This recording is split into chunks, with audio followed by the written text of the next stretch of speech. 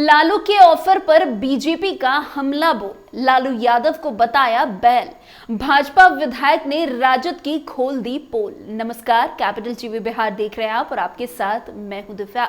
बिहार में जैसे जैसे चुनाव नजदीक आ रहा है वैसे वैसे सियासी सरगर्मी भी बढ़ती जा रही है।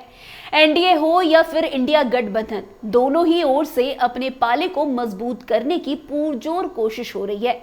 इस पूरी सियासत की धुरी बिहार के मुख्यमंत्री नीतीश कुमार है, जिनके पाला बदल की अटकलें हर चुनाव के पहले लगाई जाती है। अगर हाल के दिनों का राजनीतिक घटनाक्रम देखें तो साफ है कि चुनाव में नीतीश कुमार की भूमिका अहम रहने वाली है। इतना ही नहीं, कुछ दिन पहले आरजेडी सुप्रीमो लालू प्रसाद यादव ने नीतीश कुमार को इंडिया गठबंधन में आने का बड़ा ऑफर दिया था। यही नहीं, उन्होंने तो नीतीश बाबू को माफ करने तक की बड़ी बात कह डाली थी। इसके बाद गुरुवार को उनके बेटे तेजस्वी ने नीतीश को सत्ता से बेदखल करने का दावा कर दिया। इन दोनों ही बयानों से आरजेडी के भीतर के असमंजस खुलेआम सामने आ गए। हालांकि लालू के ऑफर पर भी तेजस्वी ने सफाई देते हुए कहा कि उन्होंने ये बयान सिर्फ मीडिया को शांत करने के लिए दिया है। अब इस ऑफर के बाद बीजेपी में खलबली मची हुई है। बीजेपी के नेता अब लालू यादव को लेकर अनर्गल बोलने पर उतारू हो गए हैं।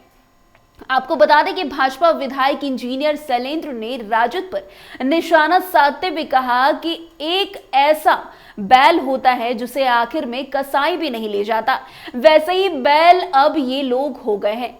इनको अब डर समा गया है कि उन्हें लग रहा है कि 2010 वाली स्थिति आने वाली है।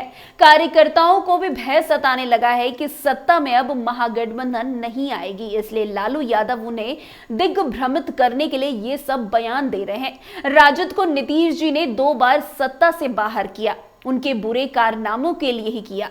लालू यादव और तेजस्वी यादव का बयान अलग अलग है। इससे साफ है कि बाप बेटे में मेल नहीं है। बाप चाह रहा है कि किसी तरह अपने बेटे को मुख्यमंत्री की गद्दी पर चढ़ा दें और बेटा कार्यकर्ताओं के बीच बने रहना चाहता है।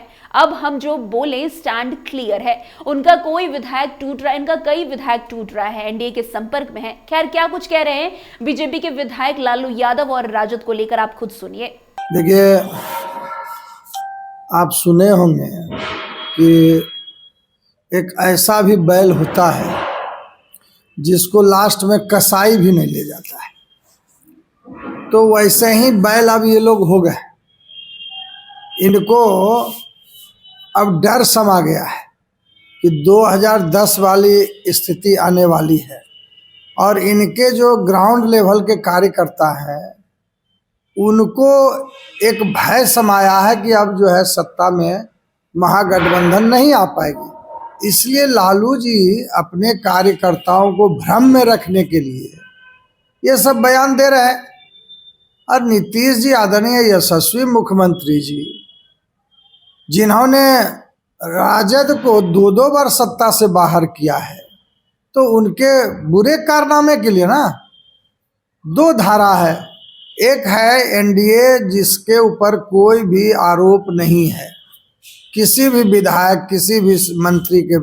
लेकिन जब जब वो सत्ता में रहे हैं तो क्या हुआ है, कितना आरोप है।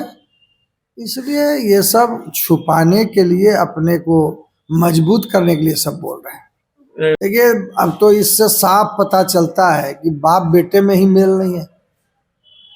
बाप चाह रहा है कि हम किसी तरह अपने बेटे को गद्दी पे चढ़ा दें, बिठा दें अपने जीते जलिए, और बेटा जो है अपने कार्यकर्ताओं के बीच में पॉपुलर बने रहना चाहता है कि हम जो है जो बोले उस पर स्टैंड है। तो आपस में ही मेल भाव नहीं है और इनका सब विधायक वगैरह भी टूट रहा है। सब जो है एनडीए गठबंधन की ओर आ रहा है। कई विधायक हम लोग के संपर्क में है। इसलिए अब इनका कोई भी वक्तव्य जो है वो जनता जो है खारिज कर रही है। वैसे चुनाव आने से पहले ये खबर चलने लगती है कि नीतीश कुमार एक बार फिर से पाला बदलने वाले हैं। अभी भी विधानसभा चुनाव आना है, चुनाव से पहले एक बार फिर ये पाला बदलने की खबरें जोर पकड़ ली है। वैसे जेडीयू के नेता इसे मानने को बिल्कुल भी तैयार नहीं है। जेडीयू नेता ललन सिंह ने साफ कह दिया कि नीतीश कुमार एनडीए में हैं, एनडीए में ही रहेंगे।